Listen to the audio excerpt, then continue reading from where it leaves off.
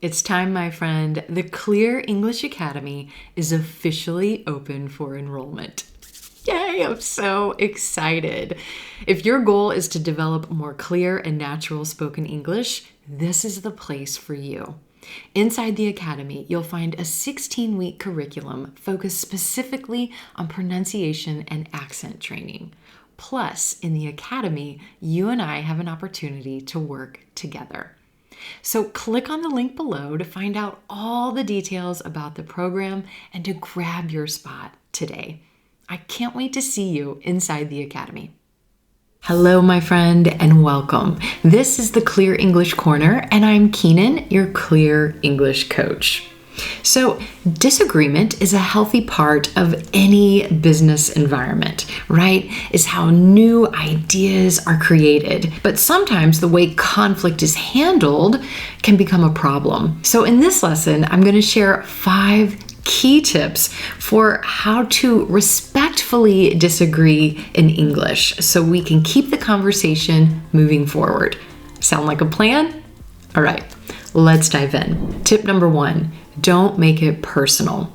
Remember that you're disagreeing with an idea, a concept, or a suggestion that a person is bringing forward. You're not disagreeing with the person themselves. So you want to make sure that you avoid any language that insults or puts someone down or makes just a blanket judgment. Definitely avoid statements like, "That's ridiculous," or "You can't be serious," "I completely disagree," or "What a stupid suggestion," "That's a horrible idea," or "You must be joking."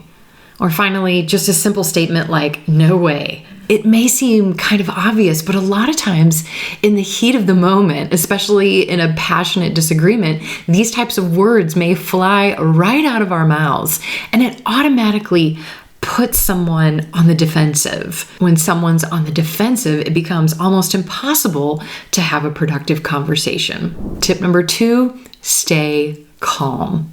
Losing your temper is another way to instantly put an end to effective communication. Again, when things get intense, if it's a passionate disagreement, we may quickly lose our temper. So to help control this, pause before you respond. Take a few seconds. Take a deep breath in and out. Pausing for a quick 3 seconds to take a breath before you respond can keep you from losing your temper. You don't want to raise your voice, and you don't want to use sarcasm. These things are never effective in this type of interaction. Tip number 3, disagree with respect. And there are several ways that you can do this. First, you can acknowledge the other person's perspective. You can do this with some simple phrases like, "I see what you're saying," or "I understand why you feel that way." "I hear you." "I understand your perspective." "That's a valid point."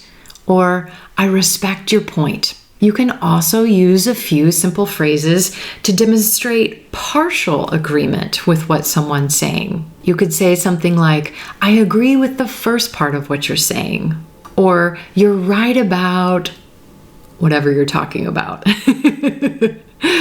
"I see what you're saying about," or "You have a valid argument." So you start by acknowledging the person's point of view, or perhaps partially agreeing with their point of view, and then making a simple statement of disagreement. So this could sound like, "You have a valid argument.